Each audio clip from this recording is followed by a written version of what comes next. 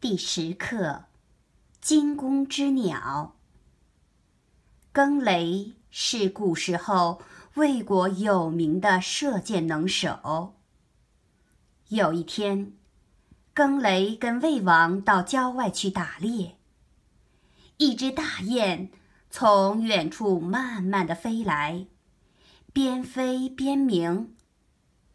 更雷仔细看了看，指着大雁对魏王说：“大王，我不用箭，只要拉一下弓，这只大雁就能掉下来。”是吗？魏王信不过自己的耳朵，问道：“你有这样的本事？”更雷说：“请让我试一下。”更雷并不取箭，他左手拿弓，右手拉弦。只听得“嘣”的一声响，那只大雁直往上飞，拍了2下翅膀，忽然从半空中直掉下来。啊！魏王看了大吃一惊。真有这样的本事？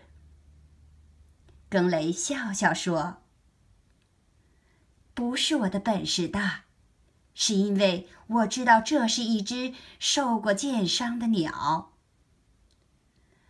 魏王更加奇怪了，问：“你怎么知道的？”更雷说：“它飞得慢，叫的声音很悲惨。飞得慢，因为它受过箭伤，伤口没有愈合，还在作痛。叫得悲惨，因为它离开同伴，孤单失群，得不到帮助。他一听到弦响，心里很害怕，就拼命往高处飞。他一使劲，伤口又裂开了，就掉了下来。